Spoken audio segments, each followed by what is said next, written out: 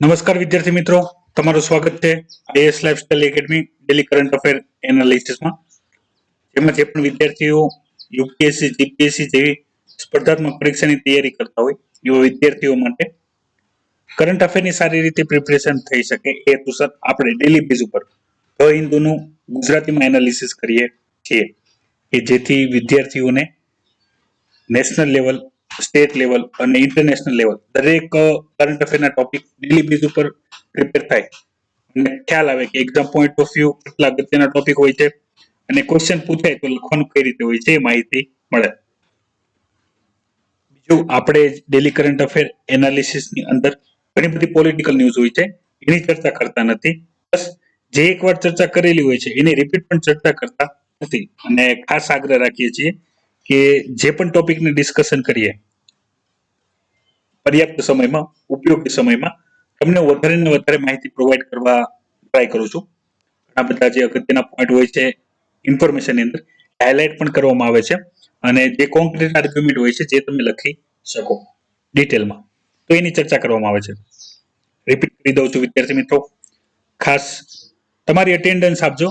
તમે યુટ્યુબ વિડીયોની કોમેન્ટ બોક્સની અંદર, બરાબર, લાઈક કોમેન્ટની અત્યારે વાત નથી કરી રહ્યો, કોમેન્ટ બોક્સની અંદર મતલબમાં જે વિડીયોની નીચે કોમેન્ટ બોક્સ હોય છે એની અંદર તમારે તમારી પ્રેઝન્સ કરવાની છે.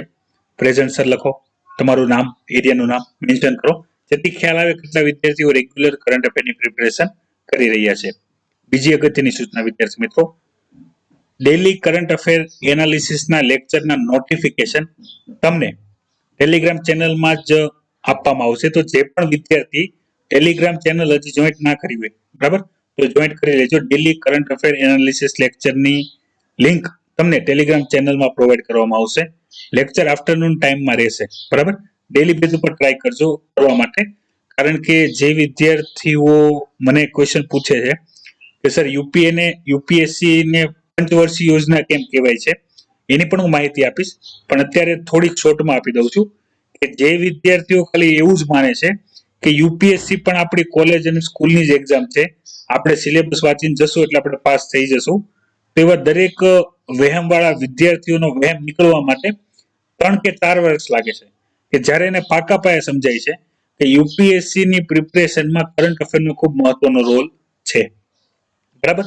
એટલે વિદ્યાર્થીઓ જ્યારે આ સમજે છે ત્યાં સુધીમાં એમને કોચિંગ પણ પૂરા થઈ ગયા હોય, 3 કે 4 વખત એક્ઝામ પણ આપી દીધી હોય અને છેલ્લી એટેમ્પ બાકી હોય ત્યારે એને વિચાર આવે કે આ કરંટ અફેરનો રોલ વધારે છે, આપણે ડેલી બેઝ ઉપર કરંટ અફેર કરવું જોઈએ. કારણ કે જેવી રીતે આખા વર્ષનું એક મહિનામાં ખાઈ નથી શકાતું અને એક દિવસનું એક ટાઈમમાં ખાઈ નથી શકાતું, એવી રીતે કરંટ અફેર જે એક પ્રોસેસ છે, બરાબર, એને હેબિટ બનાવવા માટે ટાઈમ લાગે છે, સમજવા માટે અને દરેક ટોપિકના મૂળ સુધી જવા માટે. તો એ તાત્કાલિક થતું નથી. તો અત્યારથી જ જે વિદ્યાર્થી મને એવું કહે છે કે સર અત્યારે હું કોલેજના ફર્સ્ટ યરમાં છું અથવા હું કોલેજના સેકન્ડ યરમાં છું, મારે 2022માં કે 23માં એક્ઝામ આપવી છે, તમારે અત્યારથી કરવું જોઈએ કે ના કરવું જોઈએ, તો દરેક વિદ્યાર્થીને વારંવાર જણાવું છું, કરંટ અફેરની અંદર યુપીએસસી એક્ઝામની અંદર તમને 1 થી 2 વર્ષનો કોઈ પણ ટોપિક ઉઠાવીને પૂછે છે. માની લ્યો કે કોરોના વાયરસ 2020 ની અંદર ચાલે છે, છતાં પણ એવું બની શકે કે 2024, 23, 22 ની કોઈ પણ એક્ઝામમાં તમને કોરોના વાયરસના ક્વેશ્ચન જોવા મળે. જીએસટી 2017 ની અંદર લાગુ કરવામાં આવ્યું છે, છતાં પણ 2020-21 ની એક્ઝામમાં તમે ચેક કરી લેજો, જીએસટી બેઝ ક્વેશ્ચન હશે તે. એટલે યુપીએસસી માટે કરંટના ટોપિક જે ખૂબ મહત્વના ઇમ્પેક્ટ વાળા હોય એવા ટોપિક હોય છે. આપણે ઇન્ટરનેશનલ રિલેશનશિપના અત્યારે આવા જે ટોપિકની આજે ચર્ચા કરશું, એવા કરંટ બેઝ ટોપિકના ઇન્ફોર્મેશન તમને ક્યારે પૂછશે યુપીએસસી એનું કોઈ નક્કી હોતું નથી. હવે તમે અત્યારથી જો પ્રિપેર કરવા માંડો તો તમારું આજનું કરંટ અફેર જો પ્રિપેર થવા માંડે તો એ તમારા હિસ્ટ્રીની અંદર કવર થઈ જશે, કારણ કે તમને કયા ક્વેશ્ચન કયા ટોપિકના સંદર્ભમાં કઈ રીતે પૂછે, બરાબર, એ નક્કી કરવું ઘણી વખત મુશ્કેલ હોય છે. તો તમે અત્યારથી હેબિટ પાડો તો વધારે સારું. ડેલી બેઝ ઉપર મેં તમને કીધું છે, તમે માની લો ઘણા વિદ્યાર્થીઓને એવા પણ ડાઉટ હતા સર હિન્દુ ન્યૂઝપેપર વાંચીએ પણ કંઈ ખબર પડતી નથી, બરાબર, ભલે એમને ઇંગ્લિશ આવડે છે, ઇંગ્લિશ સારું આવડે છે, ગ્રામર આવડે છે, બોલતા પણ આવડે છે, સમજી પણ શકે છે, પણ ન્યૂઝ વાંચીએ તો આઈડિયા આવતો નથી. તમે એનાલિસિસની જે માહિતી આપો છો એનાથી ખબર પડે છે સર, પણ અમે વાંચીએ તો કંઈ ખબર પડતી નથી એટલે કંટાળો આવે છે. તો એવા દરેક વિદ્યાર્થીઓને મેં ઓલરેડી જણાવી રાખ્યું છે કે ભાઈ તમે ધીરે ધીરે પ્રોસેસમાં આવો, બરાબર, વાંચતા થાવ કે જેથી તમને ખ્યાલ આવે. અને પછી એક હેબિટ બનાવી દો કે ભાઈ ડેલી કરંટ અફેર લેક્ચર જે આવતા હોય છે આફ્ટરનૂન સેશનમાં, મેં તમને કીધું જ છે હજી ક્લાસના ટાઈમને લઈને ચેન્જીસ થઈ રહ્યા છે, બરાબર, અલગ અલગ બેચના ટાઈમને લઈને થોડાક ચેન્જીસ થઈ રહ્યા છે, તો કદાચ ટાઈમ ટેબલ ચેન્જ થઈ શકે છે, તો એની માહિતી હું તમને પ્રોવાઈડ કરી દઈશ, બરાબર. અને લાઈવ લેક્ચર હોય કે ડેલી કરંટ અફેર લેક્ચર હોય તો એનું નોટિફિકેશન તમને ટેલિગ્રામ ચેનલમાં આપવામાં આવશે, બરાબર. તો તમે ટેલિગ્રામ ચેનલ જોઈન્ટ ના કરી હોય તો કરી લેજો. જે પણ નવા વિદ્યાર્થીઓ છે કે ધ હિન્દુની પીડીએફ ફ્રીમાં ડાઉનલોડ કરવા માંગે છે તો એની લિંક પણ ટેલિગ્રામ ચેનલની અંદર જ આપેલી છે, પિંગ કરેલી છે, બરાબર. તો તમે એ ફોલો કરી શકો છો, ત્યાંથી ધ હિન્દુ પીડીએફ ડાઉનલોડ કરી શકો છો. અને યુપીએસસી સિલેબસ, જીપીએસસી સિલેબસ અને પ્રીવિયસ યર ક્વેશ્ચન પેપર માટે તમે આપણી વેબસાઇટ છે www.islifestyle.com તેના પરથી ક્વેશ્ચન પેપર મેળવી શકો છો. તો આજે શનિવાર છે તો આજે આફ્ટરનૂન સેશનમાં ડેલી કરંટ અફેર લેક્ચર રહેશે. આવતીકાલ સન્ડે છે તો સન્ડેમાં આફ્ટરનૂન ટાઈમમાં એટલે કે 3 થી 5 ના સમયમાં અથવા એનાથી પણ કોઈ જો ફેરફાર હોય તો એની માહિતી પણ તમને ટેલિગ્રામ ચેનલની અંદર પ્રોવાઈડ કરવામાં આવશે. આજે ઘણા મહત્વના જે ન્યૂઝ છે ચર્ચા કરવાની છે, પણ એકવાર ફરીથી યાદ અપાવી દઉં છું. જે પણ વિદ્યાર્થીઓ daily base current affair lecture attend કરે છે એ વિદ્યાર્થી પોતાની અટેન્ડન્સ પ્રેઝન્સ લખીને તમારું નામ, એરિયાનું નામ કમેન્ટ બોક્સની અંદર કમેન્ટ કરવાનું રહેશે યુટ્યુબ વિડીયોની અંદર. તો ત્યાં કમેન્ટ કરજો કે જેથી ખ્યાલ આવે કેટલા વિદ્યાર્થીઓ રેગ્યુલર તૈયારી કરે છે. મેં તમને પહેલા પણ જણાવ્યું છે અને હજી એકવાર જણાવું છું, યુપીએસસીમાં સિલેબસ કે એનસીઆરટી તમે વાંચો છો એ પ્રોપર પ્રિપેરેશન નથી. પ્રોપર પ્રિપેરેશન ત્યારે શરૂ થાય છે જ્યારે તમે કરંટ અફેરના ટોપિક વાંચવાનું અને સમજવાનું શરૂ કરી દો છો, બરાબર. તો જેટલો પણ સમય તમે તૈયારી કરતા હો તો એમાં ખાસ મેટર કરશે કરંટ અફેરનો. તો એને મહત્વ સમજીને તમે ડેલી બેઝ ઉપર કામ કરો.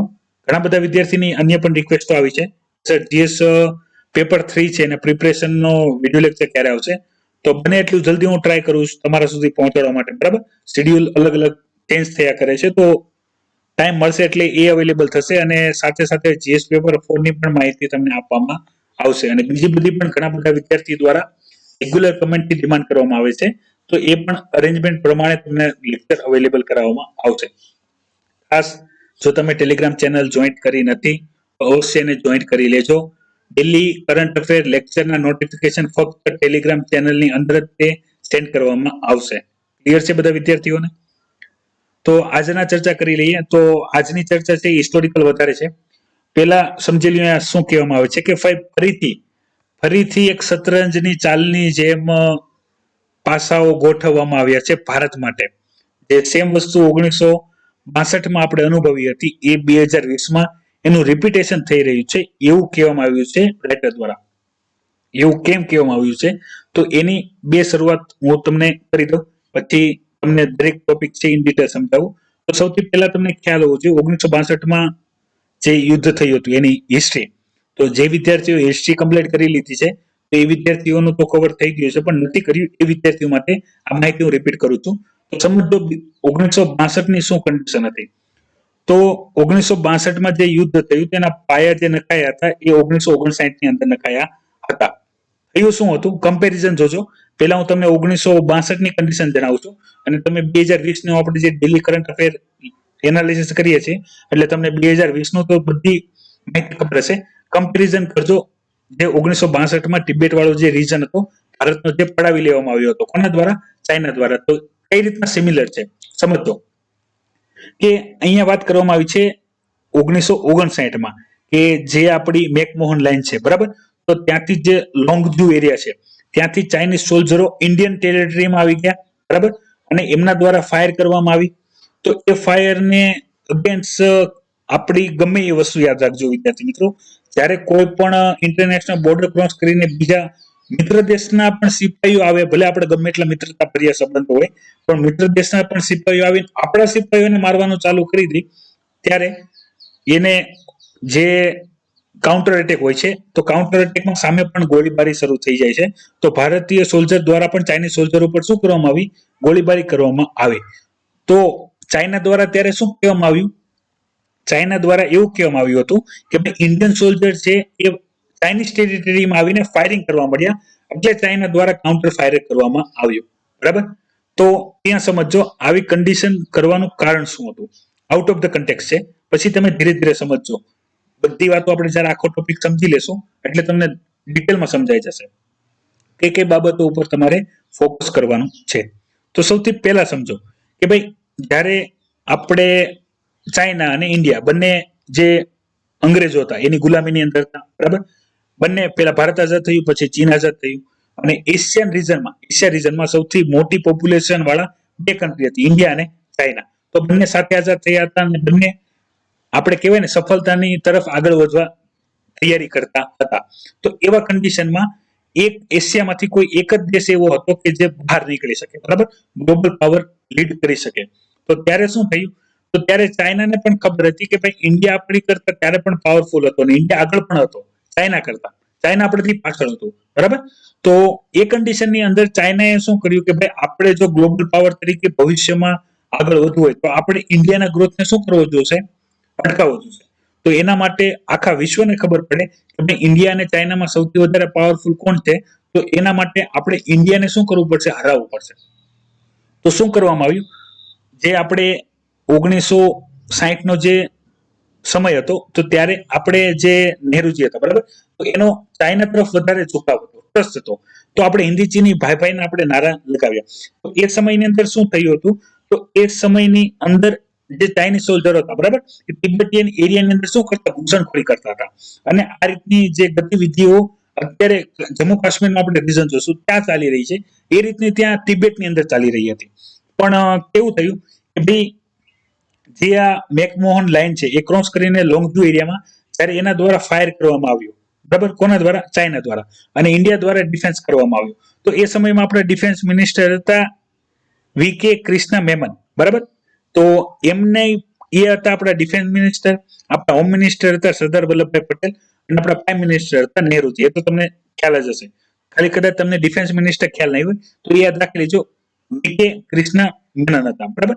તો ત્યારે પણ જે ચાઇનાની મિત્રતા ભરી જે વાતો ચાલતી હતી ત્યારે પણ સરદાર વલ્લભભાઈ પટેલે નહેરુજીને કીધું હતું કે તમે ચાઇના ઉપર ભરોસો ના રાખો, એ ભરોસાને લાયક નથી, કારણ કે એના દ્વારા જે સરહદ છે, બરાબર, ત્યાં અલગ અલગ ગતિવિધિઓ તો હંમેશા ચાલતી હોય છે. પણ નહેરુજી છતાંય કે ભાઈ ઇન્ડિયા છે એ શાંતિનો દેશ છે અને ઇન્ડિયા આપણે જે નોર્થ બોર્ડર છે, બરાબર, એની ઉપર કોઈ પણ ટકરાઈ રહેતું નથી. આપણે એની સાથે કોઈ પણ આ બધી બાબતો છે, બરાબર, એ આપણે શરૂ કરવા માંગતા નથી. કારણ કે અહીંયા જોવો છો 1950 પછી ઇન્ડિયા લઈ લો કે ચાઇના લઈ લો, બંને એક પોતાના દેશને સંગઠિત કરીને આગળ વધારવા માટે કાર્ય કરી રહ્યા હતા ઇન્ટરનેશનલી, બરાબર. પણ અહીંયા શું થયું? બે વસ્તુ તમે યાદ રાખજો. એક તો એને લોંગજુ ઉપર જે મેકમોહન લાઇન હતી, બરાબર, તો એને ક્રોસ કરીને ફાયરિંગ કર્યું અને ઇન્ડિયાએ જ્યારે કાઉન્ટર ફાયરિંગ કર્યું ત્યારે ઇન્ટરનેશનલી શું દેખાડ્યું? ત્યારે અત્યારની જેવી મીડિયા નથી. હજી આપણે આગળ ઘણા બધા પોઈન્ટ ડિસ્કસ કરશું. આજ મેક્સિમમ ન્યૂઝ ઇન્ડિયા અને ચાઇનાની ઉપર જ છે, બરાબર. આપણે હું બધાનું સંમેલિત એક જ ચર્ચા કરું છું એટલે તમારે બધા ટોપિક કવર થઈ જશે, બરાબર. તો એની અંદર તમે સમજો એને શું કર્યું? આ એરિયાની અંદર તો એને ફાયરિંગ શરૂ કરી દીધું, બરાબર. અને પછી શું કર્યું કે ભાઈ જે આપણો તિબેટિયન એરિયા છે તો એની અંદર ઘૂસણખોરી કરી તિબેટિયન એરિયાની અંદર. તો તિબેટિયન એરિયાની ઘૂસણખોરી કરી અને પછી શું કરવામાં આવ્યું કે ભાઈ જે આ હતું પેકિંગ હતું, બરાબર, પેકિંગ ઓવર ટ્રેડ તિબેટ હતું. તો તિબેટને લઈ લેવામાં આવ્યું અને એ જે તિબેટ છે, બરાબર, એ તિબેટને લઈને નહેરુજીએ શું વિચાર્યું કે ભાઈ ભલે તિબેટ વાળો એરિયા એ લોકો એનોક્સ કરી લઈ લે, બરાબર, પડાવી લે કે જે પણ કરી લે, પણ એ મેકમોહન લાઇન છે એને માન્યતા આપી દે કે ભાઈ જેથી મેકમોહન વાળો જે ઇસ્યુ છે, તમને આની પહેલા પણ જ્યારે બોર્ડરની ડિસ્કશન કર્યું હતું ત્યારે મેં તમને કીધું હતું કે મેકમોહન લાઇન ક્યાં છે એ તમે વર્લ્ડ મેપની અંદર જોઈ લેજો એટલે ખ્યાલ આવશે. અત્યારે તમે બે વસ્તુ યાદ રાખજો, એક આ લોંગજુ મેકમોહન લાઇન અને બીજો જે તિબેટિયન એરિયા છે એ. હું તમને મેપમાં સમજાવી દઉં એટલે તમને વધારે ખ્યાલ આવી જાય. ઘણો જૂનો મેપ હું તમારી માટે શોધીને લાવ્યો છું એટલે બધી વસ્તુ સમજાવવામાં સરળતા રહે. યાદ રાખજો 3 એરિયામાં પ્રોબ્લેમ ચાલી રહ્યા છે ચાઇના અને ઇન્ડિયા બોર્ડરમાં. સૌથી પહેલું મેકમોહનનું, કારણ કે મેકમોહન જે લાઇન છે, બરાબર, મેકમોહન જે લાઇન છે એને ચાઇના માનતું નથી. ચાઇના મેકમોહનને ઓફિશિયલ લાઇન જે છે, બરાબર, કારણ કે એવું કહે છે કે ભાઈ અમે ઇન્ટરનેશનલ બોર્ડર માનતા જ નથી, બરાબર. એટલે આ એરિયાનો આખો ડિસ્પ્યુટ અત્યારે હું જે આપણે ચર્ચા કરી રહ્યા છીએ એ હું તમને સમજાવું. બીજું આપણે કહેવાય અક્ષા ચીન વાળો એરિયા જે એલએસી વાળો. લાઇન ઓફ એકચ્યુઅલ કંટ્રોલ છે. બરાબર, આ તમે જોજો, આ જમ્મુ કાશ્મીરનો ઉપરનો આખો એરિયા છે, બહુ ઓલ્ડ મેપ છે, પણ તમને સરળતાથી સમજાય એટલા માટે આપણે ઓલ્ડ મેપ થી સમજીએ છીએ. હું જ્યારે પણ એરિયાની વાત કરું ત્યારે તમને સમજવામાં ખ્યાલ આવે. અક્ષય ચીન વાળો એરિયા છે, આ આપણે ઉત્તરાખંડ વાળો એરિયા છે. બરાબર, તો આપણે જે નેપાળ ને એ ચાલે છે, એ આ સેન્ટર પોર્શન તમારે યાદ રાખવાનું, ઉત્તરાખંડ વાળો છે સેન્ટર પોર્શન, અક્ષય ચીન અને મેકમોહન લાઇન. તો આપણો જે નોર્થ ઇસ્ટ રીજન છે, તો ત્યાં અરુણાચલ પ્રદેશ વાળો એરિયા. તો અહીંયા તમે સમજો, આપણે જે અત્યારે લોંગજુ વાળી જે વાત કરીએ છીએ, લોંગજુ આવશે અહીંયા આ એરિયામાં. દેખાય આ જે કર્સર છે, તમને ઝૂમ કરીને ઇમેજ બતાવો એટલે ખ્યાલ આવે. 3 એરિયા યાદ રાખજો, અક્ષય ચીન, મેકમોહન લાઇન અને સેન્ટર એરિયા જે ઉત્તરાખંડ પર ચાલે છે. તો આ એરિયામાંથી કેવું કરવામાં આવ્યું, આ એરિયામાંથી ચાઇનીઝ સોલ્જરો ઇન્ડિયન ટેરિટરીમાં એન્ટર થયા, ફાયરિંગ શરૂ કર્યું. કાઉન્ટર ફાયરિંગમાં ઇન્ડિયાએ જ્યારે ફાયર કર્યું ત્યારે ગ્લોબલી શું દેખાડવામાં આવ્યું, ગ્લોબલી દેખાડવામાં આવ્યું કે ભાઈ ઇન્ડિયાના સોલ્જરો ચાઇનીઝ એરિયામાં, ચાઇનીઝ ટેરિટરીમાં આવીને ચાઇનીઝ સોલ્જરો ઉપર ફાયરિંગ કરે છે, એટલે ચાઇનાએ ફાયર કર્યું. બરાબર, અને બદલામાં શું કર્યું, બદલામાં જે તિબેટ વાળો એરિયા છે, તમે આ જોઈ શકો છો મેપમાં, તિબેટ વાળો એરિયા છે, આ તિબેટ છે, આ તિબેટ વાળો એરિયા છે, એ ચાઇનાએ લઈ લીધો. અને ચાઇનાએ લઈ લીધો અને નહેરુજી એને સમર્થન પણ આપ્યું, શું વિચારીને કે ભાઈ ભલે તિબેટ વાળો જે એરિયા છે ચાઇના લઈ લે, પણ મેકમોહન લાઇન છે એને માન્યતા આપી દે. પણ એને પણ માન્યતા આપી નહીં. બીજી વસ્તુ, હજી એટલું જ ચાલતું હતું, કન્ટિન્યુ આગળ સમજો કન્ડિશન કઈ રીતે આગળ ચાલે છે, એટલું હજી ચાલતું જ હતું. આ બધા પ્રોબ્લેમ ચાલતા જ હતા. સરદાર વલ્લભભાઈ પટેલે પણ ઓલરેડી કહી જ રાખેલું હતું કે ભાઈ તમે ચાઇનાથી સાચવીને રહેજો, હિન્દી ચીની ભાઈ નો તમે જે નારો લગાવો છો, પણ એ રીતે કંઈ કામ થવાનું નથી. એટલું ચાલતું હતું, આ હજી મુદ્દો ચાલતો હતો. અને નહેરુજી હજી પીસની, શાંતિ માટે પ્રસ્તાવની બધી વાત ચાલતી હતી, ત્યાં તે જે અક્ષય ચીન વાળો જે કોંગલા પાસ છે, બરાબર, લદ્દાખનો, એ એરિયામાં ચાઇનીઝ સોલ્જરો, ઇન્ડિયન સોલ્જરોની જે ટેરિટરી છે, બરાબર, એના ઉપર ચાઇનીઝોએ અટેક કર્યો. તો હજી આ ભૂલ્યા નતા આપણે લોંગજુ વાળો. ત્યાં અક્ષય ચીન વાળો જે એરિયા છે, બરાબર, અક્ષય ચીન વાળો જે એરિયા છે, એ એરિયામાં એ લોકો એન્ટર થઈ ગયા. અને પછી જે નહેરુજી છે, એવું કહેવાય છે, જે આ વસ્તુ થઈ પછી નહેરુજીની આંખ ખોલી કે ભાઈ આપણે ચાઇના ઉપર કોઈ પણ ભરોસો કરી શકીએ એમ છે ને, બરાબર, એક જગ્યાએ અટકશે નહીં. હાલમાં આપણે તિબેટ કોઈ બેઠા હતા 1962માં, જે નહેરુજી હતા એની શાંતિના પ્રસ્તાવને લઈને આપણે એક હાર સહન કરી ચૂક્યા હતા. બરાબર, કઈ કે જેની અંદર આપણે જે તિબેટ વાળો એરિયા છે, જે આપણે ખોઈ બેસ્યા હતા. અને પછી ઇન્ડિયા સામે શું ઓફર મૂકવામાં આવી કે ભાઈ અક્ષય ચીન વાળો એરિયા જે હતો મેં તમને બતાવ્યો એ મૂક્યો, અને એને શું કીધું, અક્ષય ચીન વાળો તમે અમને એરિયા આપી દો. જે આપણે અત્યારે એલએસી નો જે પ્રોબ્લેમ ચાલે છે, એ પ્રોબ્લેમ જે લાઇન ઓફ એકચ્યુઅલ કંટ્રોલ વાળો જે પ્રોબ્લેમ ચાલે છે, જેનું ડિસ્કશન આપણે ઇન ડિટેલ ગઈકાલે કર્યું હતું, શા માટે આપણે ત્યાં બોર્ડર બનાવતા નથી. શું કર્યું, ઇન્ડિયાનો જે એરિયો અક્ષય ચીન વાળો એરિયો, એવું કીધું કે ભાઈ અક્ષય ચીન વાળો એરિયો અમને આપી દો, તો અમે તમે જે મેકમોહન લાઇન છે, બરાબર, એને અમે તમને માન્યતા આપી દઈશું. મતલબમાં ભારતનો જ એરિયો, ભારતની ટેરિટરી અને ભારતને જ આપવાનું. ભાઈ અક્ષય ચીન વાળો એરિયા અમને આપી દો, અમને આપી દો, તો અમને જે આ મેકમોહન લાઇન છે એને માન્યતા આપી દેશું.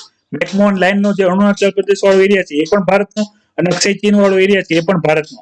તો આ વસ્તુ નહેરુજીને સમજાઈ ગઈ, અને એને એના બધા ડોક્યુમેન્ટ, જેટલા પણ અક્ષય ચીન વાળા જેટલા પણ ડોક્યુમેન્ટ હતા, બરાબર, એ મેપ અને એ બધા ડોક્યુમેન્ટ ચેક કર્યા એટલે એને ખ્યાલ આવી ગયો કે ભાઈ જે અક્ષય ચીન વાળો એરિયા છે એ ચાઇનાનો છે જ નહીં. અને ચાઇના ભલે એના માટે ક્લેમ કરતો હોય, પણ આપણે આ પ્રપોઝલ જે છે, બરાબર, મતલબમાં છાપાઈ આપણી અને કટાઈ આપણી, અને આપણા સિક્કા હાટું આપણને જ ઓફર કરવાની. મતલબમાં અરુણાચલ પ્રદેશ વાળો એરિયા જે આપણો ઓલરેડી એરિયા છે, તે અક્ષય ચીન પણ આપણો જ એરિયા છે. અને સેમ વસ્તુ એને કરી કે ભાઈ અક્ષય ચીન વાળો જે એરિયા છે એ તમે અમને આપી દો, તો અમે મેકમોહન લાઇનને માન્યતા આપી દઈશું, જે ઓલરેડી આપણે ઇન્ટરનેશનલ બોર્ડરમાં માનીએ જ છીએ. તો આ રીતની જે કન્ડિશન હતી, અને આવી જે સ્ટ્રેટેજી છે, બરાબર, જે 1960ના દાયકામાં જે થઈ ગઈ, તો એ સેમ કન્ડિશન એવું નથી આ પહેલી વાર થાય છે, એવું આપણી સાથે નહીં, એવું એને ભૂતાન એરિયામાં પણ આપણે જોયું કે ભાઈ ત્યાં પણ શું કરે, બે એરિયામાં એક સાથે આવી રીતે ડિસ્પ્યુટ શરૂ કરે, અને પછી પતાવટમાં શું કરે કે ભાઈ એક એરિયા અમને આપી દો, તો ઓલો એરિયાનો જે અમે ક્લેમ છે એ છોડી દેશું. અને ત્યારે પણ અહીંયા માની લો કે ભાઈ નહેરુજીએ આ પ્રપોઝલ એક્સેપ્ટ પણ કરી લીધી હોત, તો આપણે અક્ષય ચીન વાળો જે એરિયા છે એ ખોઈ બેસત, અને હજી જે મેકમોહન વાળો લાઈન છે એ ઇસ્યુ ચાલ્યા કરે. પણ આ રીતની જે રણનીતિ હતી એ નહેરુજી સમજી ગયા, અને એને આ પ્રપોઝલને ના પાડી દીધી. એ પછી જેટલા પણ શાંતિના સમજોતા થયા એલએસી ને લઈને, બરાબર, એના ફળ સ્વરૂપ આપણે યુદ્ધ થયું 1962નું. એ યુદ્ધ આપણે હારી ગયા અને તિબેટ રિજન આપણામાં જતો રહ્યો. ત્યારે પણ શું કારણ બનાવવામાં આવ્યું કે ભાઈ જે ત્યારે જે ચાઇનાની આવી આવી જે નીતિઓ હતી, તો દલાઈ લામા જે અત્યારે આપણે જોઈએ જે તિબેટ એરિયામાં રહેતા હતા, તો એ ચાઇનાની જે ગવર્મેન્ટ હતી જે આ રીતની એક પ્રકારનો ભેદભાવ કરતા હતા, એની સામે એને અવાજ ઉઠાવ્યો. તો એને પણ મારી નાખવા માટે જે ચાઇનીઝ સોલ્જરો નીકળ્યા, તો બતાવવા માટે ભારતના શરણે આવ્યા અને ભારત એમને શરણ આપ્યું. તો એ લોકોએ શું વિવાદ ઉઠાવ્યો કે ભાઈ જે અમારા દુશ્મનો છે, બરાબર, એને સાચવવાનું કામ ઇન્ડિયા કરે છે, એટલે અમે ઇન્ડિયા ઉપર એટેક કર્યું. એ પણ કન્ડિશન આ રીતની જ હતી અને ઇન્ડિયાએ એ કન્ડિશનમાં શાંતિ કરીને જે તિબેટ એ યુદ્ધ 1962 વાળું યુદ્ધ હારી ગયું. એટલે કેટલી વસ્તુ આપણે હાર્યા. એક તો આપણે યાદ રહી ગયું કે ભાઈ 1962 ચાઇના ઇન્ડિયાને હરાવી દીધું. મેં તમને પેલી કન્ડિશન દેખાડી હતી, એશિયન રિજનમાં ચાઇના અને ઇન્ડિયા જો બેમાં કોઈ સુપર પાવર હોય તો એ દેખાડવા માટે પણ એક એને યુદ્ધ જીતી લીધું. તિબેટ વાળું રિજન એનામાં જતો રહ્યો. અક્ષય ચીન અને મેકમોહન લાઈન વાળો હજી ડિસ્પ્યુટ ચાલે છે ત્યારથી, અને જે દલાઈ લામા વાળો છે એ ઇસ્યુ પણ હજી ચાલે છે, બરાબર. તો આટલી બધી વસ્તુ થઈ ગઈ અને આનું આપણે દરેક વખતે હાલમાં પણ હવે શું થાય છે, હાલમાં પણ તમે સમજો, હાલમાં શું કરવામાં આવ્યું, ગલવાન વેલીની અંદર ચાઇનીઝ સોલ્જરો આવી ગયા, બરાબર. જે ગલવાન વેલી હતા તો ત્યાં ચાઇનીઝ સોલ્જરો આવી ગયા, ભારતીય સોલ્જરોને માર્યા પણ, અને ભારતીય સોલ્જરોએ પણ સામે ફાયરિંગ કર્યું નહીં. એ પછી આપણે જે પેંગોંગ લેક વાળો જે એરિયા હતો ત્યાં પણ એલએસી ની પાસે આવી ગયા. ફરીથી ચાઇનીઝ સોલ્જરો દ્વારા શું કરવામાં આવ્યું, ફાયરિંગ કરવામાં આવ્યું. પણ જે ઇન્ડિયન સોલ્જર છે એના દ્વારા મેચ્યોરિટી દેખાડવામાં આવી અને કાઉન્ટર ફાયરિંગ કરવામાં આવ્યું નહીં. પણ રાઇટર એ જ કહેવા માંગે છે કે આ સેમ રિપીટેશન કરીએ છીએ આપણે 1962 એક વખત આપણે હાર સહન કરી ચૂક્યા છીએ, બીજી વખત ના કરવી પડે એના માટે અત્યારથી આપણે ચોકસાઈ રહેવું જોશે. ફરક એટલો જ છે, ત્યારનું ઇન્ડિયા અલગ છે, આજનું ઇન્ડિયા અલગ છે. આજે ઇન્ડિયા ન્યુક્લિયર પાવર છે. બીજી વસ્તુ, ત્યારે નહેરુજી હતા, આજે મોદીજી છે, બરાબર. અને મોદીજીનો જે નિર્ણય છે એગ્રેસિવ ઘણી વખત હોય છે, બરાબર. ચલાવી લેવાની દરેક વખતે વાત હોતી નથી. પોતાના પાવરને સોવરિનિટી ઉપર પણ ધ્યાન દેવામાં આવે છે, પણ સતર્ક રહેવા માટે કહેવામાં આવ્યું છે કે ફરીથી 1962 ની સ્થિતિ છે રિપીટ ના થાય એનું ધ્યાન રાખવા માટે સ્પષ્ટતા કરવામાં આવી છે. તો વિદ્યાર્થી મિત્રો, આના માટે મેં તમને કીધું હતું કે મેપ બેઝ ક્વેશ્ચન આવે ત્યારે તમને જે મેકમોહન લાઈન છે, કયા એરિયાના ડિસ્પ્યુટ છે એ તમને ખબર હોવી જોઈએ. જે લોંગ જુ એરિયા છે, બરાબર, અક્ષય ચીન વાળો એરિયા છે, સેન્ટર એરિયા છે કે જ્યાં આપણે ઓલરેડી જે કાલાપાની રીજન છે, એ બધા એરિયા તમને ખ્યાલ હોવા જોઈએ. મેપ બેઝ ક્વેશ્ચન જે કરંટ અફેરની અંદર જે એરિયા ચર્ચામાં ચાલતા હોય એ બેઝ જ આવે છે. બીજા ટોપિક આવવામાં આવ્યો છે વિદ્યાર્થી મિત્રો, માની લો કે ભાઈ જે રેલવે એરિયાની બાજુમાં જે પણ અર્બન પુઅર છે, બરાબર. અર્બન પુઅર એટલે માની લો અર્બન એટલે જે શહેરી ગરીબ લોકો છે કે જે ઘણી વખત તમે જોયું હશે રેલવેની આજુબાજુની જગ્યામાં ઝોપડપટ્ટી કે કોઈ પણ ઝૂંપડી બાંધીને કે ભાઈ સ્લમ એરિયો બનાવીને રહેતા હોય છે. તો ઘણી વખત એનું ડિમોલેશન કરી દેવામાં આવે, એ લોકોને ત્યાંથી હટાવી દેવામાં આવે. તો યાદ રાખજો, ઘણી બધી માહિતી અહીંયા આપેલી છે અને આ બધી ચર્ચા આપણે ઓલરેડી કરેલી છે અને હજી આપણે ચર્ચા કરશું. પણ અગત્યના પોઈન્ટ છે એ જ યાદ રાખજો, જે તે કેસ સૌથી પહેલા યાદ રાખજો કે ભાઈ જે રાઇટ ટુ લાઇવહુડના અંડરમાં ઓલરેડી જે ચમેલી કેસ હતો અગેન્સ્ટ યુપી સ્ટેટ, કે જેની અંદર સુપ્રીમ કોર્ટે જ કીધું હતું કે રાઇટ ટુ શેલ્ટરના અંદરમાં આર્ટિકલ 21 કે જે જીવન જીવવાનો અધિકારનો જે આર્ટિકલ છે, આર્ટિકલ 21 તમને અવારનવાર ગયા વર્ષે 2019 પ્રિલિમ્સમાં પણ આર્ટિકલ 21 ને લઈને ક્વેશ્ચન આવી ગયો છે. તો જે પણ આર્ટિકલ કરંટ અફેરની અંદર વારંવાર ચર્ચા થતા હોય, જેમ કે આર્ટિકલ 21 છે, આર્ટિકલ 19 છે, આપણે ફ્રીડમ ઓફ સ્પીચમાં પણ જોયું, પછી આ ફ્રીડમ ઓફ મુવમેન્ટમાં પણ આવેલો છે. સેમ આર્ટિકલ 32 જે આપણે સુપ્રીમ કોર્ટ કે હાઈકોર્ટ જે સુમોટો દાખલ કરે છે તો ફંડામેન્ટલ રાઇટ્સ માટે જે ઉપયોગ થાય છે. તો આવા આર્ટિકલ ખાસ કરીને જાઓ, તમે આખું કોન્સ્ટિટ્યુશન વાંચીને જાઓ, પણ જે મહત્વના આર્ટિકલ હોય એની અંદર શું કહેવામાં આવ્યું છે, કયા સંદર્ભમાં કરંટ અફેરની એની ચર્ચા થઈ છે, ત્યારે એ તમે યોગ્ય રીતે જોતા નથી. તો ત્યારે તમે બેઠા જે માર્ક્સ હોય, સ્ટેટિક પોર્શન હોય, બરાબર, એના માર્ક્સ ખોઈ બેસો છો. અને પોલિટી જેવો સબ્જેક્ટ છે યુપીએસસી ની અંદર કે જેમાં સ્ટેટિક તમે જે વાંચો છો એ સૌથી વધારે થિયરીમાંથી પૂછાતું હોય તો એવો એક જ સબ્જેક્ટ છે, એ છે પોલિટી.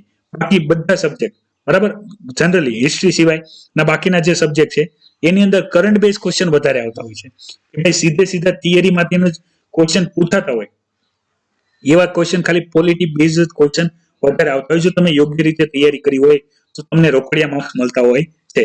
તો એના માટે પણ જો તમે કરંટ અફેરના ખાલી અપડેટ્સ પણ જોયા કરો ને, તો પણ તમને પોલિટિકલ જેટલી પણ ન્યૂઝ હોય કે જે પોલિટીની અંદર કોન્સ્ટિટ્યુશનના ચેન્જીસની અંદર આવતી હોય, એડિટોરિયલ વારંવાર ચર્ચા થતા હોય તો એની અંદર આવતી હોય છે. એટલું યાદ રાખજો કે ભાઈ જે ગરીબ લોકો હોય છે કે જે પાકું મકાન બાંધી શકતા નથી અને એમની કેપેસિટી પણ નથી, એટલું કમાતા પણ નથી, પણ જે રેલવે એરિયાની આજુબાજુમાં જે સ્લમ એરિયા રહેતો હોય છે તો એના ઘર તોડીને જો તમે એને શેલ્ટર પ્રોવાઈડ કરતા નથી, બરાબર. આની ઇન ડિટેલ ડિસ્કશન કરશું વિથ ઇન્ફોર્મેશન, જે હિસ્ટોરિકલ જે આપણે આની પહેલા જે ડેલી કરંટ અફેર લેક્ચરમાં ચર્ચા કરી લીધી છે એ બધી માહિતી સાથે ચર્ચા કરશું. પણ અત્યારે એની સિવાય પણ અગત્યના ઘણા બધા એવા એડિટોરિયલ છે જેની ચર્ચા કરવાની છે.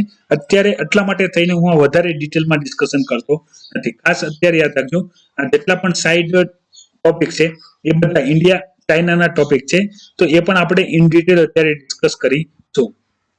પછી વન બાય વન આપણે અગત્યના જેટલા પણ ટોપિક છે એની ચર્ચા શરૂ કરું તમારી સાથે. તો વિદ્યાર્થી મિત્રો, એક ઇકોનોમી બેઝ ડેટા આવેલો છે એની આપણે ચર્ચા કરી લઈએ. તો આઈઆઈપી, બરાબર, આઈઆઈપી ની અંદર આપણે ઓલરેડી જે કોર ઇન્ડસ્ટ્રી હતી, 8 કોર ઇન્ડસ્ટ્રી, એની ચર્ચા કરી હતી. આઈઆઈપી નો ટોપિક મહત્વનો છે. ડેટા તમારે યાદ રાખવાનો નથી, ડેટા આપેલા છે, ડેટા ચેન્જ થયા કરશે, પણ આઈઆઈપી ની અંદર કેટલી ઇન્ડસ્ટ્રી આવે છે, મેઇનલી જે 3 સેક્ટર છે જેને આની અંદર ઇન્ક્લુડ કરવામાં આવે છે, બરાબર, એ તમને ખ્યાલ હોવા જોઈએ. એક તો છે ઇલેક્ટ્રિસિટી, મેન્યુફેક્ચરિંગ, બરાબર, અને માઇનિંગ. તો આ 3 ટાઈપ્સ ઓફ ઇન્ડસ્ટ્રી છે એની અંદર આવશે. અને 8 કોર ઇન્ડસ્ટ્રીની અંદર મેં ઓલરેડી તમને માહિતી આપી રાખેલ છે. તો આઈઆઈપી વાળો ટોપિક જે પણ વિદ્યાર્થીને હજી કરવાનો બાકી હોય એ વિદ્યાર્થીઓ ઇન ડિટેલ તૈયાર કરી દે. 3 સેક્ટર મેં તમને કીધા, બરાબર. એની સિવાયના 8 કોર ઇન્ડસ્ટ્રી વાળો ટોપિક પણ આપણે ઓલરેડી ચર્ચા કરેલું જ છે. અને બાકીની કેટલી ઇન્ડસ્ટ્રી છે એ તમે જોઈ લેજો. વિદ્યાર્થી મિત્રો, જે આપણે એલએસસી પર પ્રોબ્લેમ ચાલી રહ્યો છે તો એ પ્રોબ્લેમ ખૂબ અગત્યનો થઈ ગયો છે. રીઝન શું છે કે ભાઈ એ પ્રોબ્લેમને લઈને આપણા જે નેશનલ ડિફેન્સ અજીત ડોવાલ છે, બરાબર, બીજા આપણા જે સીએસએસ છે, બરાબર, રાવત સર, તો એ બધાની મીટિંગ થઈ હતી કે ભાઈ બોર્ડર ઉપર બહુ પ્રોબ્લેમ ચાલે છે, તો કદાચ ઇમરજન્સી કઈ ડિસિઝન લેવાનું થાય તો ઇન્ડિયા તૈયાર કઈ રીતે રહે એના માટે. બીજી વસ્તુ કે યુદ્ધ ના થાય એ સ્થિતિ ઈચ્છતા દરેક વ્યક્તિઓ માટે એક ફાઇનલ મીટિંગ ઓલરેડી ચાલી રહી છે. ક્યાં કે ભાઈ જે બ્રિગેડિયર લેવલની મીટિંગ તો ચાલી જ રહી છે એલએસી પર, બરાબર, પણ એની સિવાય ઇન્ટરનેશનલી, મતલબમાં એવું ના થાય કે પછી ચાઇનીઝ જે છે એ એવું કહે કે ભાઈ અમને તો જે આ બોર્ડર પર પ્રોબ્લેમ ચાલે છે, ચાઇનીઝ સોલ્જરો તો જે બોર્ડર છે ક્રોસ કરીને ગયા જ નથી, ઇન્ડિયન સોલ્જરો જ આવી જાય છે. ગલવાન વેલી વાળો આપણે ઇસ્યુ જોયો અને બીજા બધા ઇસ્યુ જોયા. એટલા માટે થઈને એક એલએસી પણ ચાલે છે. અને ચાઇનીઝ જે સેન્ટર ગવર્મેન્ટ છે, ચાઇનીઝ ગવર્મેન્ટ, એને પણ ખ્યાલ આવે એ હેતુસર ઇન્ટરનેશનલી મીટિંગ થઈ રહી છે શાંતિ માટે. તો કરાવી કોણ રહ્યું છે યાદ રાખજો, ઇન્ટરમીડિયેટ છે રશિયા, બરાબર. આ વખતે અમેરિકા નથી, નકર દર વખતે અમેરિકા હોય, આ વખતે રશિયા છે. અને જે ઇન્ડિયન ફોરેન મિનિસ્ટર, બરાબર, અને ચાઇનીઝ ફોરેન મિનિસ્ટર, જેનું ફ્રન્ટ પેજ ઉપર પણ ન્યૂઝ આવેલી છે. તો એના પોઈન્ટ અને આ બધા પોઈન્ટ મેં ઓલરેડી તમારી સાથે ડિસ્કસ કરી લીધા છે. જે 5 પોઈન્ટ છે એ છે કે ભાઈ જે એગ્રીમેન્ટ થયા છે એલએસસી ને લઈને માન્ય રાખવામાં, મતલબ એકબીજાની ટેરિટરીને માન્યતા આપી, એકબીજાના ટેરિટરીની અંદર જવું નહીં, બીજું ફાયરિંગ કરવું નહીં, ડિસ્ટન્સ પ્રોપર મેન્ટેન રાખવું. અત્યારે ડિસએન્ગેજમેન્ટ માટે પણ કહેવામાં આવ્યું છે કે ભાઈ જે આર્મી અને પીએલએ છે અને ઇન્ડિયન આર્મી છે એકબીજાની નજદીક આવી ગયા છે તો પ્રોપર ડિસ્ટન્સ થી કામ કરે કે ભાઈ જેથી શાંતિ જળવાય. અને હજી પ્રોબ્લેમ વધારે ને વધારે ઉભરે છે તો એને કઈ રીતે કંટ્રોલ કરવી એની જ બધી માહિતી આપેલી છે, જે આપણે ઓલરેડી કન્ટિન્યુઅસ હું તમને અપડેટ્સ આપું છું. બાકી અપડેટ્સ તમે જોઈ લેજો, તમને મેં જે ઇન્ફોર્મેશન આપી એ સેમ ઇન્ફોર્મેશન તમને એ ત્યાં ખ્યાલ આવી જશે. બીજી અગત્યની ઇન્ફોર્મેશન છે એ છે પીએમ કેર ફંડ ને માટે જે એફસીઆરએ છે, બરાબર, foreign currency foreign contribution regulating act છે, એના માટે અપડેટ્સ આવી છે. અપડેટ શું છે એની ચર્ચા કરી લો. કે તમને ખ્યાલ હશે પીએમ કેર ફંડ ની અંદર આરટીઆઈ ની અંદર કેટલું ફંડ આવેલું છે એની માહિતી માંગવામાં આવેલી હતી, બરાબર, કે જે સેન્ટરે આપી નથી. આપણે ટોપિક ચર્ચા કરેલો છે. બીજું જે ફ્રીક્વન્ટલી આસ્ક ક્વેશ્ચન છે એની અંદર શું પૂછવામાં આવ્યું કે ભાઈ જે એફસીઆરએ છે તો એના દ્વારા જે પણ કોન્ટ્રીબ્યુશન આવે એ પીએમ કેર ફંડમાં લઈ શકાય છે, તો એનો જવાબ હા આપવામાં આવ્યો હતો, બરાબર. તો કહેવામાં આવ્યું કે ભાઈ જો આ પીએમ કેર ફંડ છે એ ગવર્મેન્ટ કોઈ ઇન્સ્ટિટ્યૂટ ફંડ નથી, બરાબર, પ્રાઇવેટ સ્ટેટ અને જે સેન્ટ્રલ લો પ્રમાણે જો એને બનાવવામાં આવ્યું હોય, બરાબર, તો એનું ઓડિટ કર્યા વગર તમે એફસીઆરએ ની કઈ રીતે માન્યતા આપી શકો તો એ પ્રકારનો એક વિવાદ ઉભો થયો છે, એ બેઝ છે. બરાબર, કામનું એટલું બધું ઇમ્પોર્ટન્સ નથી, પણ તમે અપડેટ જોયા કરજો. જે ફાઇનલ કન્ક્લુઝન આવશે તો એ આપણે જોવાનું રહેશે. પછી એવું ના થાય કે આપણે એક પછી એક જે સ્ટેપ હોય એ ભૂલતા જઈએ, પછી ખ્યાલ આવે કે ભાઈ આપણે છેલ્લે તો ચર્ચા એ રીતે કરી હતી કે ભાઈ આ જે છે ટ્રસ્ટ ઓર્ગેનાઇઝેશન ફંડ છે, તો એને FCRA ના એપ્રુવલ મળે કઈ રીતે વિથઆઉટ ઓડિટિંગ. બરાબર, તો એ પણ ન્યૂઝ અગત્યની છે, જોઈ લેજો. બીજું જે ચર્ચા કરવાની છે એ કરવાની છે કે જે આપણી કોરોના વાયરસ લોકડાઉનને લીધે જે વિડીયો કોન્ફરન્સથી જે કોર્ટ સેશન છે જેને જ્યુડિશિયલની અંદર મતલબમાં ઓનલાઈન જજમેન્ટ આપી શકીએ એના માટે જે પ્રાવધાન કરવામાં આવ્યું છે, તો અહીંયા એના ઇન્ફ્રાસ્ટ્રક્ચર બેઝ ઘણા બધા આર્ગ્યુમેન્ટ આપવામાં આવી છે. તો એટલી બધી મહત્વની નથી, પણ જોઈ લેજો. તમે જો લોના સ્ટુડન્ટ છો તો તમને ખબર હોવી જોઈએ. વાત શું કરવામાં આવે છે, તો માની લો વિડીયો કોન્ફરન્સથી જે જજ છે, પછી જે વકીલ છે, જે લોયર છે, જે વિટનેસ છે, એ બધાને આપણે કનેક્ટ તો કરી શકાય, પણ આ એપ્લિકેબલ નથી. કેમ? કારણ કે ઘણા બધા એવા લોયર છે જેની પાસે લેપટોપ નથી. બરાબર, સેમ કન્ડિશન વિદ્યાર્થીઓ જેવી. બીજી વસ્તુ કે માની લો કોઈ પણ જે વિક્ટમ છે, મતલબમાં સાક્ષી છે કોઈ પણ ઘટનાનો, એ પોતાનું સ્ટેટમેન્ટ આપતો હોય તો એ એરિયાને હેક કરી લેવામાં આવે તો એ પોતાની જે દલીલ હોય એ જજ સુધી ના પહોંચાડી શકે, અથવા જજ જ્યારે નિર્ણય આપવાનો હોય તો એ પ્રોપર જે ગ્લિચ હોય, ગ્લિચ કહેવાય. મતલબમાં આપણે જે અત્યારે આ માની લો વિડીયો કોન્ફરન્સથી વાત કરતા હોય, આપણા ગ્લિચને જો હેક કરી લેવામાં આવે તો હું શું કહું છું એ તમને ના ખબર પડે, તમે શું કહો છો મને ખબર ના પડે. તો ઘણા બધા ચેલેન્જીસ છે, એ ઓવરકમ કરવા પડશે.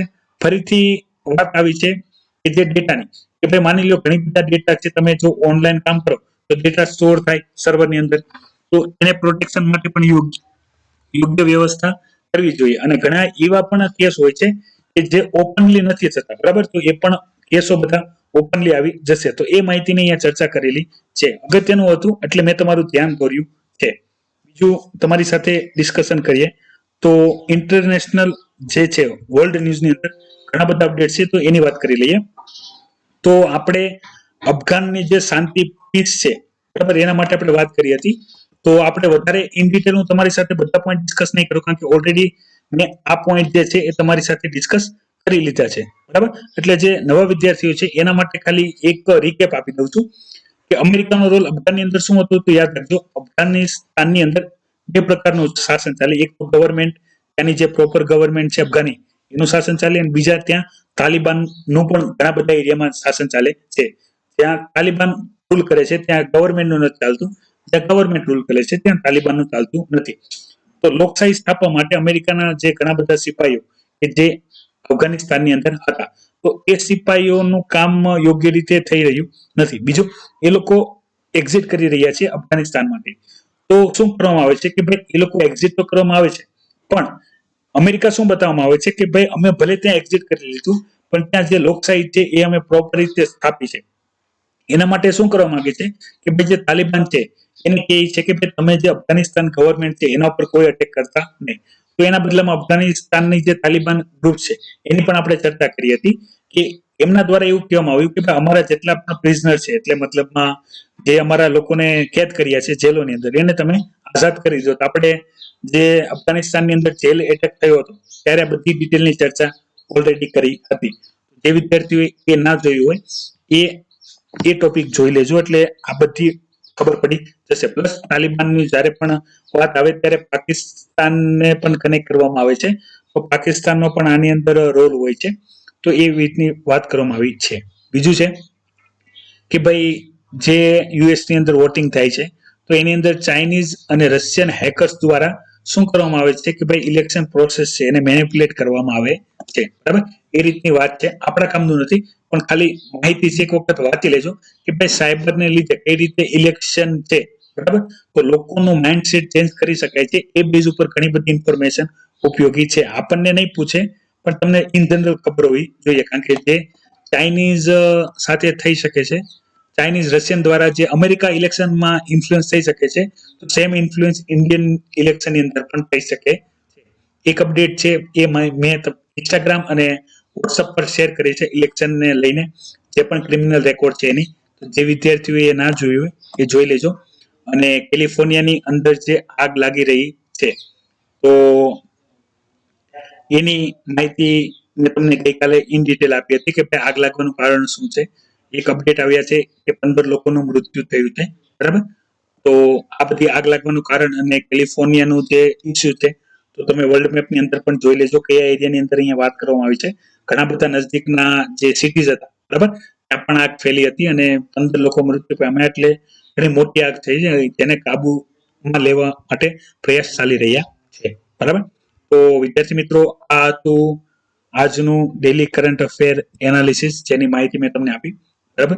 ખાસ યાદ કરી દઉં છું, જે વિદ્યાર્થીઓ ડેલી બેઝ ઉપર કરંટ અફેરની પ્રિપરેશન કરે છે, એ લોકો પોતાની એટેન્ડન્સ પ્રેઝન્ટ કમેન્ટ કરીને આપવાની રહેશે, નામ અને એરિયા સાથે, બરાબર. એટલે ખ્યાલ આવે કેટલા વિદ્યાર્થીઓ રેગ્યુલર કરંટ અફેરની પ્રિપરેશન કરી રહ્યા છે. બીજું, વિડીયોને લાઈક કરજો, અન્ય વિદ્યાર્થીઓ સાથે શેર કરજો, અને તમે નવા છો તો અવશ્ય સબસ્ક્રાઇબ કરજો. અને ખાસ વિદ્યાર્થી મિત્રો, તમે બધા કરો મજા, મને આપો રજા. લેક્ચર જોવા બદલ આભાર.